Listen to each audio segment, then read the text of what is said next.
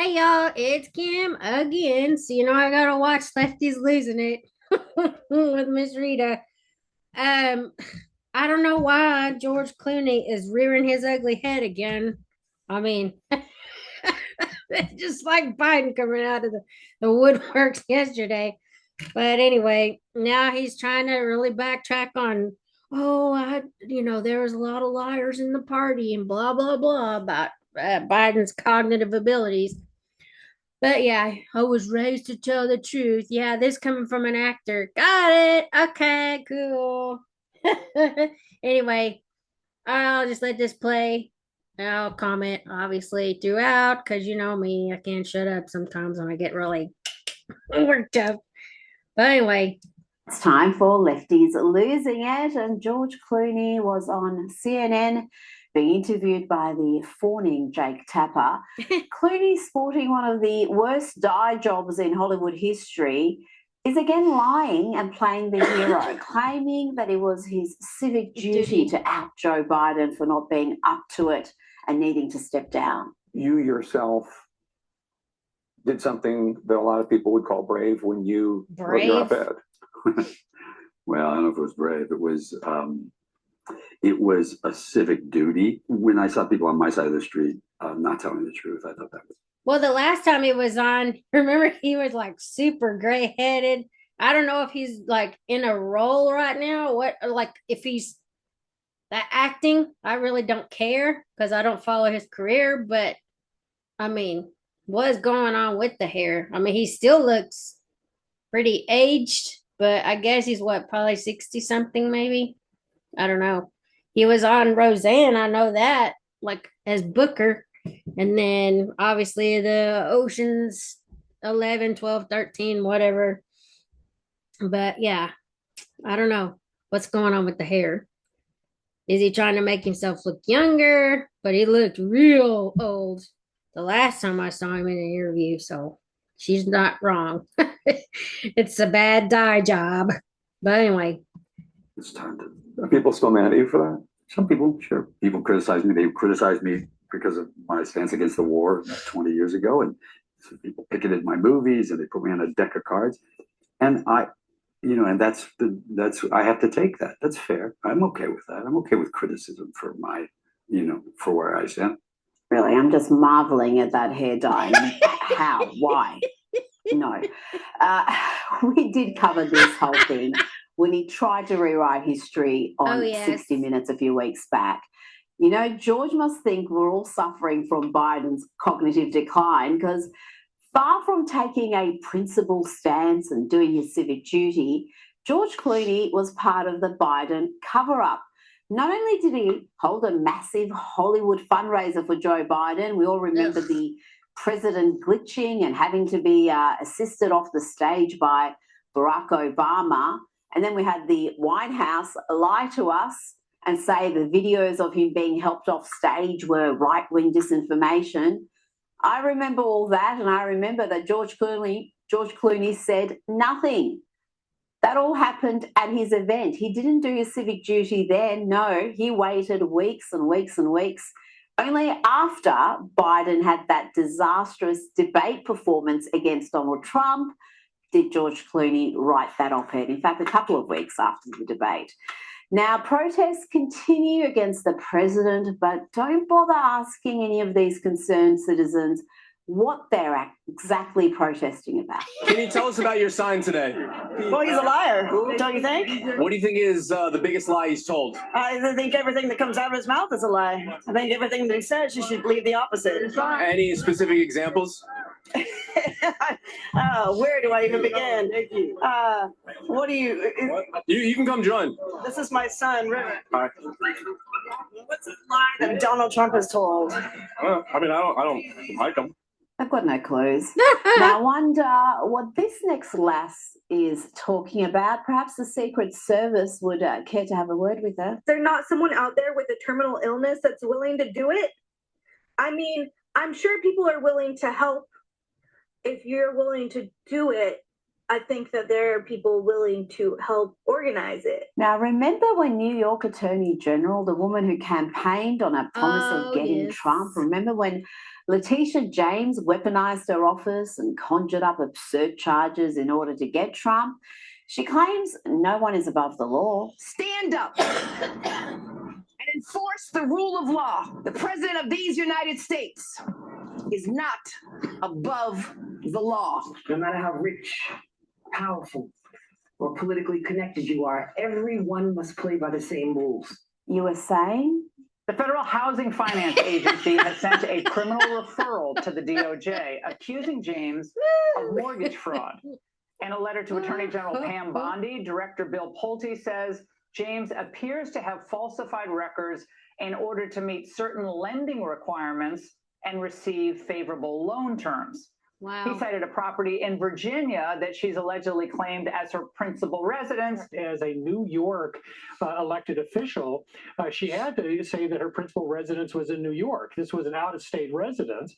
But also, they claim that in some of these forms, she actually states that her father is her husband in order to file as a married couple. Gosh. Oh dear, looks like the karma bus has come for Letitia, and maybe she knew it was coming because watch here at the National Action Network 2025 convention early this month. She looks nervous. She's unraveling. My mission is clear. I'm focused. I'm prepared. I'm ready. Them eyes are I've been going off trained two by the different best. ways. Sorry. I went to Howard University. I'm not afraid of no president. Donald Trump, we're ready for you. We're coming for you. We're standing up for you. We're fighting on. We're not going down silent. Victory, my friend. We're standing up for you. Or is she standing up for Donald Trump? Or is she talking about those people in the audience? It's clear. It's now. And I'm not waiting 4 years. I'm waiting 2 until a speaker by the name of Hakeem Jeffries comes to bring us some rest. Come on, ladies. It's up to us. We saved this democracy before. We'll save it now. Let's go. Joining me now is host of Sarah Gonzalez Unfiltered on Blaze TV and VP of Texas Family Project. Sarah, what can you tell me about the allegations against Letitia James? Oh, man. Well, you know, it's interesting, Rita. Thanks for having me back, by the way. It's interesting. She was just screaming that she was focused, and I was watching her eyes, and it didn't look like she was very focused at all. They were looking in 2 different directions. But what I can tell you about her allegations are that these Democrats here in this country, I don't know if it's like this for you guys over there, but in our country, the Democrats who are accusing Republicans of crimes are the ones who are committing the crimes. They are projecting their crimes. Every single time they project their crimes onto us. And so you had Letitia James, an attorney general of New York, who was accusing Donald Trump of civil fraud for misrepresenting how much he was worth. And then Letitia James herself gets accused of misrepresenting for a loan. And apparently she was the attorney general of New York, and she was telling the loan company that her primary residence was going to be in a completely different state. You can't do that when you're the attorney general of New York. So I'm going to say she's sunk on this one, and it couldn't happen to a more deserving person. No, there's even reports that she claimed in the loan documents to have been married to her father to get a better interest rate. I mean, the full allegations here are something else. But of course, the leftist media is treating this like some sort of political persecution. Even the headlines are misleading. Have a look at that one, making it look like they're targeting Democrats, but really they're targeting alleged fraud here. And unlike Letitia James, they're not trying to create cases out of thin air. I mean, her case against Donald Trump was just really out there. Now, we know with the Trump administration, big part of their campaign was to restore the integrity of institutions that have become hopelessly politicized. That was an election issue. You know, trust in these institutions is at record low. And one of the examples, Sarah, is that we still know so very little about the assassination attempts against President Trump. He doesn't even know what's happened. They're all saying it was like a couple of nut jobs. Do you believe that? I don't know. You know, the one person had 18 telephones. Whoa. I have a lot of phones, but that's like 3. Yeah. And they're made for special reasons. I don't know what to believe. I'll be honest, it has not been explained to me perfectly by either Secret Service or the FBI. We have somebody, 2 good people running that. And I would like to hear the explanation. Yeah. Even if it's not released to the public, I should be allowed to hear it. Amen. Sarah, what is happening with these investigations? How can we know so little after all this time? Well, I mean, Rita, I think the answer is clear because the answer, they don't want to become public, so they bury it. I mean, when this first assassination attempt came out and we had this lone shooter, this young man, didn't have very many friends, went to a gun range where we knew that government officials frequented, coincidentally enough. And you heard his story and you heard that he had these encrypted accounts on his phone and then all of a sudden you heard nothing else. He was connected to all of these foreign accounts and nothing else about it. And so the problem here, Rita, is that we are dealing with a deep state bureaucracy where the rot just goes so far deep. And unfortunately, in this country, we have an election in November, and then we have the rest of November, we have December, and then we have the better part of January, where all of these deep state actors can do whatever they want to clean stuff up. And so I fear that we never will get the full truth of this man. But I mean, you mean to tell me these same government officials who could track who was in Washington, D.C. on January 6, 2021, who was even in the vicinity of Washington, D.C. on that day, couldn't actually find any more information out about either of these assassination attempts? I don't buy it, Rita, and neither does the rest of America. Well, that's why trust in these institutions has plummeted, because some of this stuff beggars belief.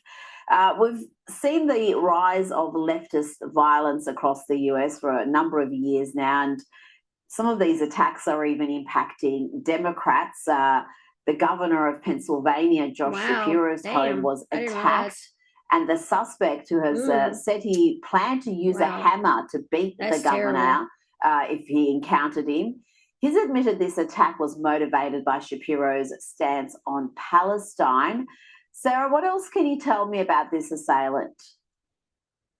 Well, I mean, Rita, show me a violent radical and show me a Democrat, because they are one and the same these days. It's every single time you have these assailants who are motivated because the Democrats have gone out and they have intentionally riled people up. They tell people to take to the streets. They tell people to get up in Trump voters. And she's fixing to use the word that I've used, and everybody else that realizes it, a useful idiot, somebody that is easily manipulated, and they'll use them for their purposes. And I've said this on other videos too. That's how the Democrats work. These congressmen get on there bashing Trump, saying he's Hitler, calling him names, Nazi, blah, blah, blah. And then their constituents assume that that's really who he is and what he's doing. He's destroying democracy, blah, blah, blah, all the words. And then they'll go out and do things. Yeah, I mean, it's just awful. Faces. They tell people to get violent, and no one should be shocked that all of these radicals who are listening to the likes of Jasmine Crockett and AOC and all of these leftist leaders, we shouldn't be shocked that they're actually following through with this. I mean, we have in this country record levels of anti-Semitic tone, of anti-Semitic rhetoric, and you have, unfortunately, too many useful idiots in this country who are listening to it, who are amped up by the rhetoric, and they're moved to, quote, do something, even though it's, of course, the wrong thing to do. And so, of course, we have personal accountability that needs to be had in this particular situation, but there are just far too many people in this country who are quite comfortable going out and saying and then acting upon very, very violent rhetoric. And, personal accountability, sure, but I would say that the Democrats' rhetoric has a lot to do with the rise and the uptick in this violence. Oh, absolutely. And then they've normalized this anti-Semitism. Shapiro should have been the VP candidate for Kamala Harris, but because he's Jewish, because he's pro-Israel, served in the IDF, they didn't want to go there, and they put up Tim Walz, possibly the worst VP candidate in history. But that just shows you how deep the anti-Semitism is running in the American left. It's not on the fringes anymore. The Democrats have also become preoccupied with Trump's deportation strategy, something that is actually very popular. And even the deportation of gangbangers to El Salvador is causing them concerns. They're particularly focused on one case, an illegal immigrant from El Salvador, an MS-13 gang member who is... And remember, the senator from Maryland is a Democrat. Chris Van Hollen is actually there probably like right now or within the last few days, whenever this actually took place, trying to see him, and they like denied him access to the guy. And I think that's pretty cool, because it's like you can't just come bulldoze your way into our country and demand to see a prisoner. I mean, he was obviously, whatever happened, the guy's not even an American citizen. He doesn't have his papers. So yeah, he's gonna get deported, whether you like it or not. Even the president of El Salvador said he was a citizen. How is he going to smuggle the guy back into the United States? So ultimately, it would be El Salvador's decision to bring him back. And they're not willing to do that. So right now sitting in a mega prison in El Salvador, but Democrat Chris Van Hollen is determined to bring him home. I'm here at the airport. I'm about to board my flight for San Salvador. The goal of this mission is to let the Trump administration, to let the government of El Salvador know that we are going to keep fighting to bring Abrego Garcia home. Well, I would have thought he was already home. He's from El Salvador. Sarah, he's in El Salvador now, Chris Van Hollen. But this man who voted against the Lake and Riley Act, he's not having much luck getting access to this prisoner.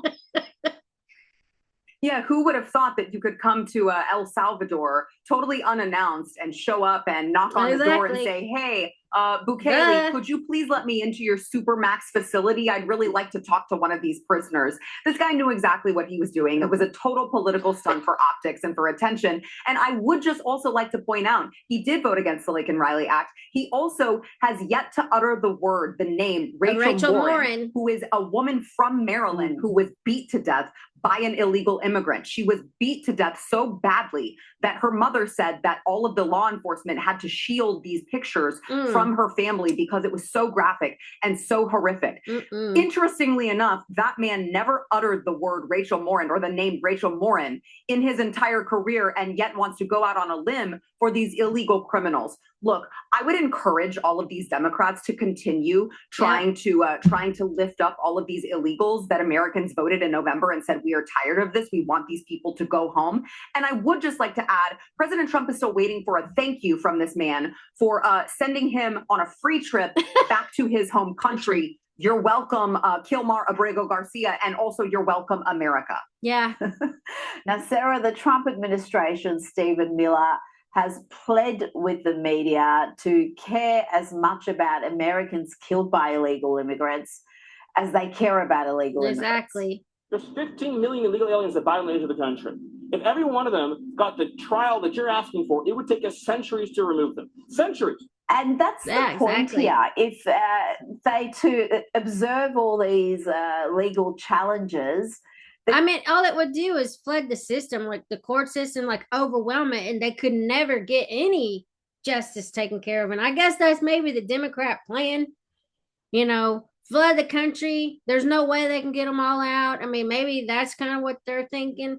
They got new voters no matter what. So if the American people turn on them completely, they still have somebody that will vote Democrat. Hello. I mean, I don't know what their ultimate plan and goal is other than new voters, but you can't just flood the system and expect the courts to be overrun with trying to give these people due process. They're not American citizens. From what I understand, they don't have due process. They can just be automatically sent back to their country, maybe go before one judge, and that's it. Not these months and months and months of waiting to go to court. I mean, unless they change it under the Biden administration, hopefully it's like a more streamlined process. I don't know exactly. I've never been in those courts. I have no idea exactly how all of it works. I'm just saying it should be more streamlined than that, where you can just get them out of here. No papers, go. You're not a citizen, go. Get on the flights, send them back. Unfortunately, that's going to be more taxpayer dollars. But hey, they came here illegally. They've already drained the system just about. I mean, we're already 36 trillion in debt, 2 trillion a year. You know, it's like you just keep adding up, just print more money, I guess. That's basically how it's been done. But anyway, I'm not saying that that's what we should do, but it's like, you know, to pay for all this stuff, they've already drained us dry because of the Biden administration. Anyway, this whole, the Biden administration's the worst in history, I think. But anyway, whatever. The entire deportation program is undermined and becomes unworkable. And it seems like that is the plan that the Democrats have got it underway. They want to make this too difficult to execute. Exactly. Yeah, I would completely agree with that. I mean, you have these people who, my argument would be that the Constitution was meant for American citizens. Yes. And so therefore due process was meant for American citizens. And if you come into this country and you commit crimes, you are not afforded due process. You can be removed and deported at any time. Exactly. There is no court hearing that should be necessary for America to keep ourselves safe. But on top of that, you have these illegal criminals who should not have been here in the first place, like the Kilmar Abrego Garcia, who we just referenced, who just now we find out today from the Department of Homeland Security, he had a restraining order from his wife several years ago from beating her, from grabbing her, from bruising her, from ripping her shirt off. These are not good people. And the fact that the Democrats want to go above and beyond to continue to bring them back into our country is quite frankly treasonous behavior, in my opinion. They are working day in and day out to make America less safe, and they're bragging about it in the mainstream media. The fact that these people have so little self-awareness that they think that this is going to play well in front of the American people who again just voted and said we are done with this open borders lawlessness, we need safety, we need security, and we need President Trump, it is not going to play out well in front of the American people. Yeah. No, they're slow learners. The media gives them a very good run indeed, because the media is on the same page as they are. But for the great majority of Americans, the more the Democrats talk about this issue, the more they know that they can't be trusted in government. If you can't protect a country's borders, then you are not fit for office. That's right. Now, I'm going to play you some footage here. This is footage a distraught father took of his 3-year-old during their daily walk in San Francisco. This is their neighborhood. They just come back from 2 weeks away, and this is what greeted them on their doorstep. The father said, our politicians are not serious people. Lock these drug dealers up and mandate jail or rehab now. Sarah, that poor kid witnessing those scenes, it is disturbing. But as the father explained, this is outside their door. If they want to go outside and go for a walk, this is what confronts them. And we are seeing that just not in San Francisco, but so many of these blue cities where they have this very permissive attitude to drug use. Yeah, I'm glad that you mentioned the correlation there, is that these are all blue cities. These are all Democrat-run cities, not just for the last several years, but for the last several decades. These places have been run by Democrats, and this is the end result of Democrat policies. A little girl, 3 years old, who has no business watching what's in front of her, seeing all of these drug users right in front of her, horrific, just stealing her innocence because of Democrat policies to go easy on drug use, on homelessness, on crime, on all of it. Now, my hope is that this father, I mean, of course, I don't know him. I don't know how he voted, but oftentimes these people who live in these blue cities are voting for the very same policies that got them into the mess in the first place. And so my hope is that that father will at least acknowledge and understand the error of San Francisco's ways and do what he can to stop it, or bare minimum, get his daughter, pack her up and get her the hell out of San Francisco before it's too late. But don't move to a state like Texas and then no, vote for the please very same do not that vote for San that. Francisco reduced Please. To that. That's part of the problem we're all because full. sometimes we're full. Yes, I'm Texas. also in Texas. We're full. We got enough people here. We are full. Traffic is a nightmare. It's rush all day instead of rush hour. I mean, yeah, we're overrun. We're good. Stay where you're at. I mean, get that little child out of that area, but stay in California because we don't want that here. Please. This is full. Yeah, well, if you're going to come from California, I think, there should be perhaps 10 years when you're not allowed to vote. Just until you understand perhaps why Texas works and California is a mess. Sarah Gonzalez, thank you so much for your time. Thank you. All right, y'all. And you know what it is. Tweet a tap me in. Anybody who I don't want that. my music, you gotta with Carmelo Anthony, man. Here, just I don't for want my this. dog. I'm sorry. Website coming soon. Why You is gotta this not tap stopping? in. I hope that Black people understand this. When you are out here, I'm sorry. For whatever reason, that just will not stop playing. I didn't want that. I may have to go and cut that out. But anyway, I will talk to y'all later. I gotta run out for a little while for something. But anyway, y'all have a good afternoon. I hope you. Oh, here's my page, just in case anybody cares. It's just Kim B. And Kim B's observations or Kim's observations. But yeah, anyway, I've already uploaded a couple more videos. Well, one video. I'm gonna have two up for today.